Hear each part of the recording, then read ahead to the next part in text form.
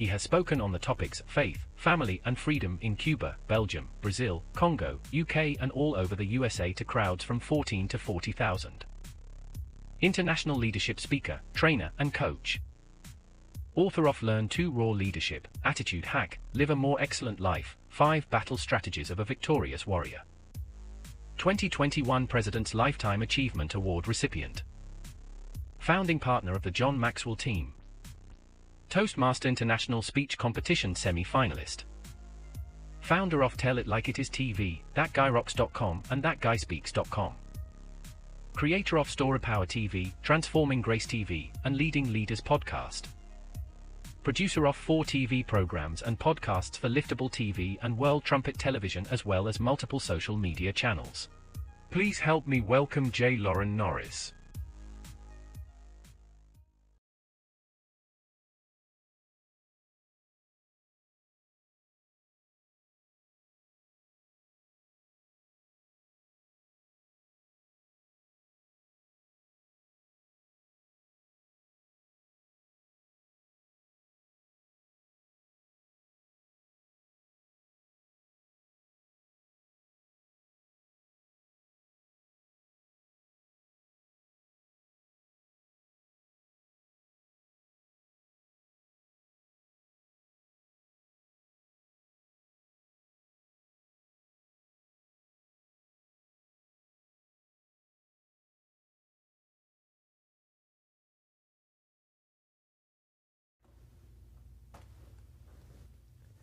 I was standing in the parking lot having a conversation with the pastor about the pre-marriage counseling we were going to do.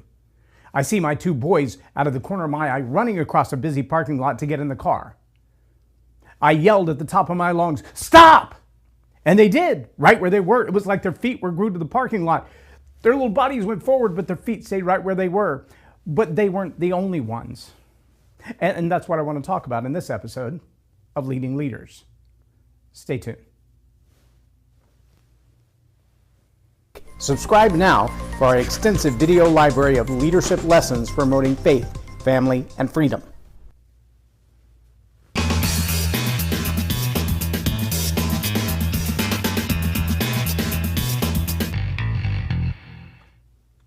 I'm J Loren Norris with Leading Leaders Podcast. And I realized that day, mostly because the pastor said something about it, after I yelled at my boys to stop so they wouldn't run out into traffic and get squished like bugs. He looked around and realized that everyone moving in the parking lot, in the lobby, on the sidewalk, froze where they were, like they were frozen in time. It's kind of creepy, a little eerie, but it was demonstrative to me, because what he said was, I don't think I've ever seen anyone speak with that much authority to a bunch of strangers. Well, I wasn't talking to all of them, but the declaration was so loud, it was so clear, there was no question what was meant. The only question was, well, who's it meant for? Now, I want you to noodle on that for a minute, because I know as a leader, if you're a parent, if you lead a small team, if you lead a large organization, if you're in politics, if you're a pastor, you have to set boundaries. And if you fail to set boundaries, you will be taken advantage of, because it's human nature. We had a big debate in Texas, in the north central Texas area, DFW. I've been here for 25 years now. And in this area, there was a huge debate about smoking laws. It's been about a decade ago, maybe more than that. But the debate was, why can't I smoke at a restaurant? You're sitting at your table, I'm sitting at my table, I'm not blowing smoke in your face. What does it matter? And so all the studies came out, medical studies, et cetera, about what we called secondhand smoke. And the real issue became, if I can smell it, should I be offended by it? And so a lot of laws were put in place. You can't smoke in this type of establishment, a restaurant, a public place, et cetera, et cetera.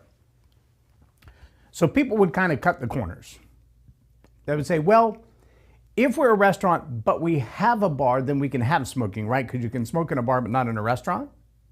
The problem is that it's near impossible to have a smoke handler system that's good enough to suck the smoke out of the bar without it eking over into the restaurant area where the seats are literally on the opposite side of no partition. I mean, they did more to barricade people in their booths because of COVID than they did because of cigarette smoke. And yet I think cigarette smoke travels further and it's more obvious when it's traveled from one place to another. And yet the real argument became, where does your right to smoke intersect with my right to breathe clean air? Where does your right to smoke convert to a privilege? And even today, most of Dallas County is smoke-free.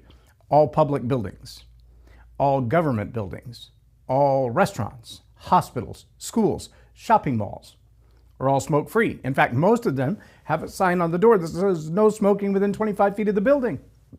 They've moved the ashtrays out there. Bill Engvall, or is it Jeff Foxworthy? One of the two comedians talks about this and how they compartmentalize the smokers. In the airports, there's like a smoking lounge with big windows. And so when you walk by it, you kind of see the smoke rolling out from under the doors like a Cheech and Chong movie, and all the smokers inside sucking down a cigarette as fast as they can, kind of face plastered to the window, watching everything that's going on the outside. It's like your own little smoker's fishbowl. But that idea that someone wants to smoke a cigarette, has the right to smoke a cigarette, I mean, it's my body, it's my choice, I get to do whatever I want to with it. If I want to eat 19 Snickers bars in a day or smoke a pack of cigarettes in a day, whose business is it of yours? It's not. It's my business. It's my body. It's none of your business, right? And yet, that line between your rights and my privileges, or my privileged right to, it gets really blurred. See, the challenge with leadership is we're responsible as leaders to define those boundaries, to establish those boundaries, and here's the hard part, to maintain those boundaries, meaning we respect them on both sides. If somebody else has established a boundary with us that I don't like when you talk like that, I don't like when you say those things, you can't expect me to work those many hours. There's a video that's been floating around on social media of a girl who says, well, I will do that task, I will do it tomorrow because I end my workday at 6 p.m. To which her supervisor replies, no, you're on salary, you work till I tell you you're done. And she said, then I don't work for you anymore. She's like, wait, you can't just decide that. She's like, no, I can decide that. I can decide that if you violate the boundaries of what I've established, my personal life begins at 6 p.m.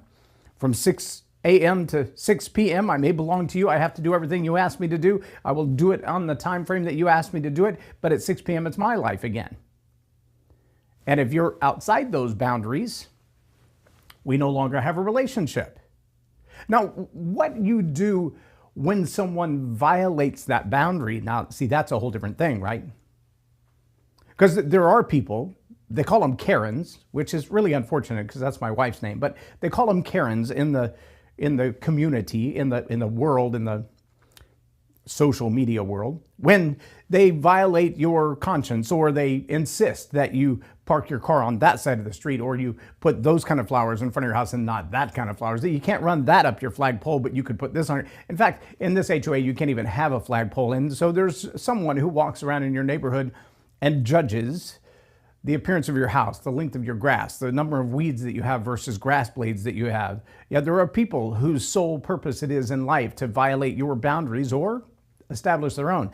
And in case you hadn't really thought about it, you can go back almost literally to every war in human history. Every major conflict in human history has been fought over one thing: boundaries. Maybe they're geographic boundaries.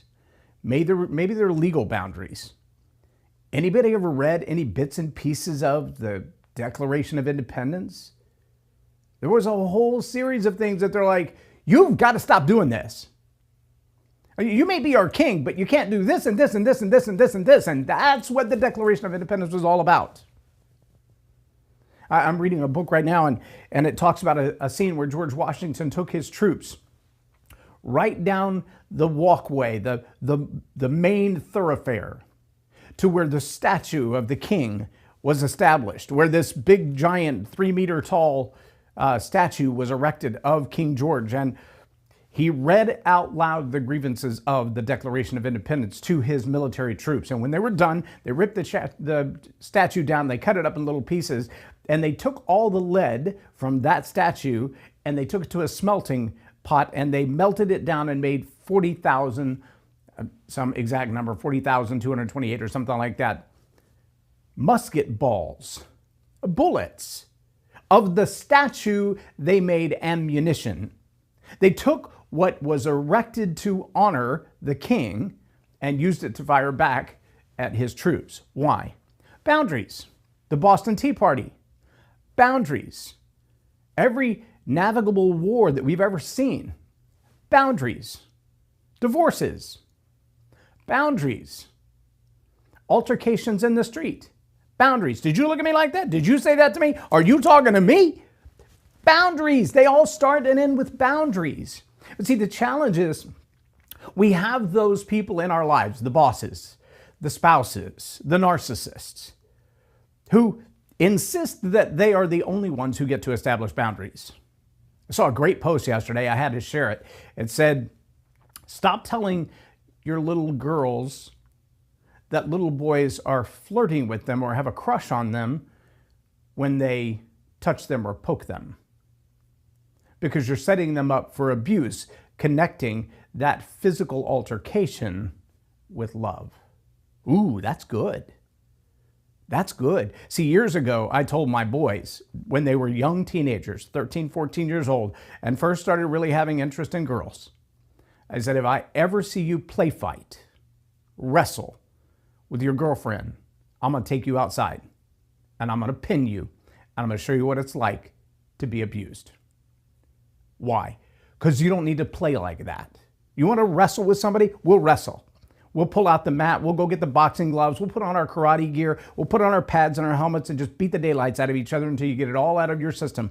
You can get that aggression out in the right place. We got a heavy bag, one that hangs from a tree and one that sits on a water base. You can beat the living daylights out of that. You need boxing gloves? We got those too. Go get them. You want to do it bareheaded and rip your knuckles up? Go for it. But if you ever play fight with your girlfriend, you're going to throw down with me. Boundaries. It's not a place to play. It's not cute. It's not cuddly. It's not affection. It borders on assault.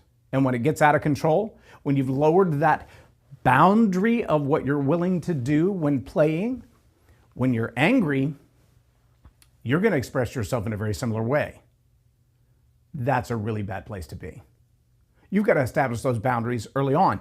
And if you are the leader, you've got to establish your boundaries of how you allow people to treat you. How do they come into your life? Who do you keep in your life? Who do you push out of your life? Who do you say, sorry, I don't work with people like that? On purpose. I have predetermined limitations on who I serve and who I don't. And I reserve the right to serve anybody. And I will simply walk away, say nothing, do nothing. I don't care. I don't have to help you. I could, but I don't have to. And so long as that is my choice, I guess when it comes to making cakes, you can take that to the Supreme Court and argue about it. But if I have the right to draw the line in who I serve and who I don't serve, then that's my choice. I get to make those boundaries. But I also have to respect those boundaries for others. There may be other people that look at me and go, based on your beliefs, based on what you do, based on who you are, based on the color of your hair, the polka dots on your face, I don't want to serve you. Okay. As a leader, it's my job to respect their boundaries as well. Don't touch me. Don't get in my personal space. Don't be a close talker. Please brush your teeth if you're going to stand that close to me and talk. I mean, those are not unreasonable boundaries, but there are some of those boundaries that come with legal consequences. I mean, did you know, maybe you don't know, did you know that if you're standing on the sidewalk and somebody walks by and says something offensive to you and you throw a cup of water on them, their words, as offensive and hurtful as they may have been, are protected by the First Amendment freedom of speech? Your cup of water, on the other hand, is a Class C misdemeanor assault, permanently on your record. And if you physically touch them, that's a whole nother thing. And if you embrace them in some way, a wrist lock, an arm lock, a head lock, a swing, now it can be assault with bodily injury because of their words, which they had the freedom of speech to express.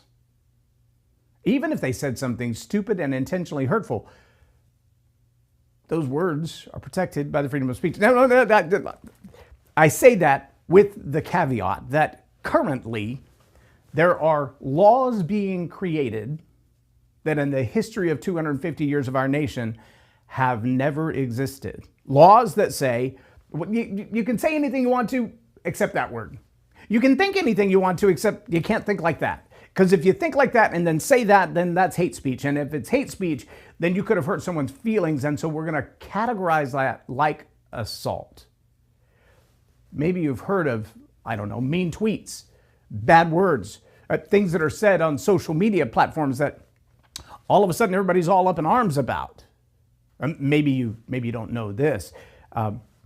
Right now, on the other side of the pond, that same dude that was ripped off the statue and turned into musket balls, that same group of folks is now writing law that gives them the right to tell you what you can't say in your living room, because if you type it on a social media platform that can be seen in their country, you, from your living room, have violated their laws on the other side of the pond, and they will work to extradite you and imprison you. A guy was recently sentenced to 20 months in his home country for saying, I don't want my money to go to those people. That was it.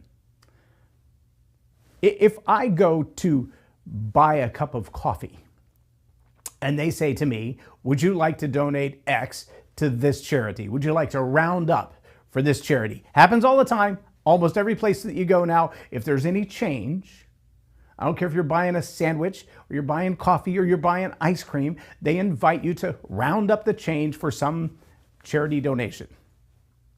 And in that moment, you get to decide, will I keep that change and put it in my pocket, 14 cents, 85 cents, who cares? Or will I give it to the charity that they're representing? In that moment, you get to decide whether or not you support that charity, if you want your money going there or not. It's your choice. He lost his freedom for 20 months and has a permanent criminal record because he said in public, that's not where I want my money to go. Boundaries. In the place where is his home, they don't have a First Amendment like we do. However, a conversation that was a very big conversation between two well-known people received a letter from the same group of people that put him in jail. This organization was told, based on the content of your conversation, you are at risk because although you're in your living room in the US of A, people in their living rooms in our country where the DSA doesn't allow you to talk like that could have heard it. And if they hear it, and if they take offense, then we will try to extradite you, we will shut you down, and if possible, we will imprison you because you have violated our laws. Boundaries. Leaders are responsible for establishing boundaries. We have treaties around the world. United Nations has treaties, the United States has treaties. These treaties are designed to say, this is how we play nice with our neighbors. We have international law, we have maritime law, we have local laws and civic laws, we have corporate policies and county policies and city policies. And all of these are, they're boundaries. We have HR policies within an organization. We have sales policies within the silo of a sales team, within a company, within a city, within a state, within a nation. We have policies. Those policies dictate what you can say, what you can't say, what you can offer, what you can't offer. Boundaries. We have marital decrees. We have organizational relationships like employment agreements. Boundaries. But see, if you, as a leader, are not willing to identify the boundaries that you have with everyone in your life, with your local government entities. Maybe you've seen some of the videos floating around out there about First Amendment, what they call a First Amendment auditor, where they'll stand with a camera in a public place and they literally just stand there doing nothing, harming no one. And some Karen will come up and go, "You can't film here." And they're like, "No, actually, I legally can film here." "Well, you're looking at a public building." "Yes, that's why I can film here. It's a public sidewalk. It's a public building. I have business in that building. I can film here. I can film inside. I can film people doing their jobs." "Well, you can't film that." "Well, actually, legally, I can." And then when the cops show up, the cops are like, "Well, they've asked you to leave." "I don't care if they've asked me to leave. They don't have the right to ask me to leave because the First Amendment gives me the right to record." It's freedom of the press. It's freedom of speech. I have the right to know what's going on. You can't just lie to me. Freedom of the press says that not only can I record it, but I can tell the world about it. And so if you're going to stand here and get in my face and tell me that the company policy of XYZ building overrides the Constitution of the United States, you misunderstand the law. And your enforcement of a policy that overrides our fundamental constitutional guaranteed rights protected by everyone sworn an oath of office to defend the United States Constitution against all enemies, foreign and domestic. I raised my right hand to that one when I joined the Air Force 30 years ago, 35 years ago. Holy cow, I'm old. But everyone who swears into a military service, into a law enforcement job, into an elected office, takes the same oath to defend the U.S. Constitution against all enemies, foreign and domestic. And part of that is your First Amendment right to speak your mind, to have an opinion and share it with people, whether they like it or not. Boundaries.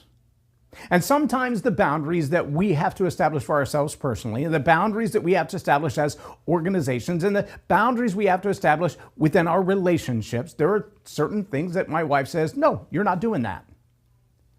Okay, maybe we can negotiate it early on, but after that boundary is established, there are consequences that come behind it. And you as a leader, you've got to know where to draw that line in the sand. You've got to be able to say, "This is the boundary. I will stand on this sidewalk." And I understand my fundamental rights enough to say, if you decide that you must enforce the law by putting me in handcuffs, putting me in the back of that patrol car and taking me to the jail in order to enforce a company policy that in your mind right now you think overrides the U.S. Constitution, then I will see you in court. And it's not going to be a good day for you because the Supreme Court has again and again and again and again said company policy can't override the Constitution.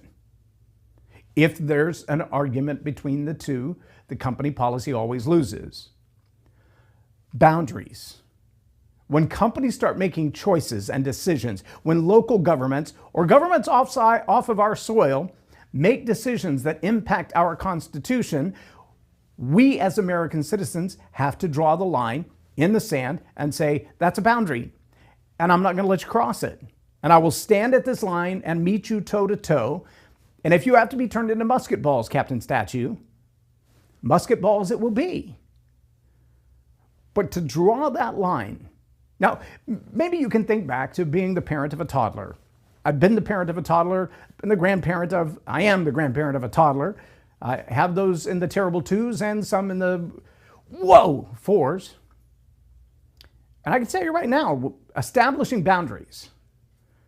Don't pull my hair. Don't scream in my ear. Don't stand behind me and yell because I'm having a conversation with someone else. That's not how you get someone's attention. And if you need to get my attention, you can grab my hand and wait patiently until somebody takes a breath or stops talking. If it's urgent, let me know. If it's not, continue to wait. You don't establish those boundaries when they're 18, 19, 20 years old. It's a little too late by then. In fact, it might be too late by the time they're 6 or 7. You establish those boundaries when they learn to talk. When they can hear what you're saying and understand it's a conversation, that's the time for them to realize that rude interruptions are not acceptable. And they come with consequences. And here's the hardest part about any leader and boundaries.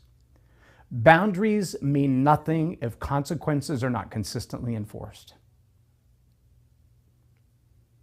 Boundaries mean nothing if consequences are not consistently enforced. You can't decide to do it today because it's convenient and then skip those consequences the next 3, 4, 5 times. Well, because it's not inconvenient. Well, because we're in public. Well, because I don't want people to think badly of me. Look, if you've established those boundaries and those boundaries come with consequences, respect the boundaries by honoring the consequences. If you've drawn the line in the sand, be willing to stand toe-to-toe at that line with whoever feels like they need to cross it. If you've ever met a victim of abuse or a victim of assault, you will recognize they have very clear boundaries. And if you begin to get up in their private space, for a while they will back up. They will recreate the safe space. They will let you know you're too close and I don't like it and I'm going to go. And then when they reach a certain point, like right now I can't go much further, there's a globe behind me. And that's the point where they'll say to you, you're too close, will you please back up? And then they're going to enforce that boundary and they're going to say, you know what, there's going to be consequences if you keep getting close to me. I might leave. I might pepper spray you. You might find my knee somewhere near your belt buckle. But my space is my space and you're in it, so get out of it or face the consequences. Young ladies who have learned Taekwondo and other forms of martial arts may just put you on your own face because you're at it, you're up in theirs. Boundaries. Know where the line is. Create the line, define the line, be clear about the line, tell everybody what the line is, and then be ready to defend it with consistent enforcement of the consequences. If you're a leader, that's your job. Stick to it. I'm J Loren Norris with Leading Leaders Podcast for Tell It Like It Is TV. Have a blessed day.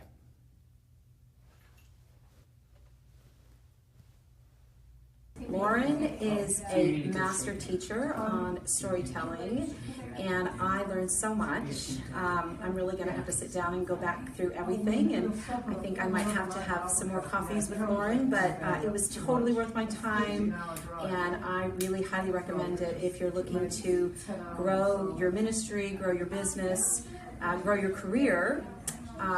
Loren will serve you well. Thank you.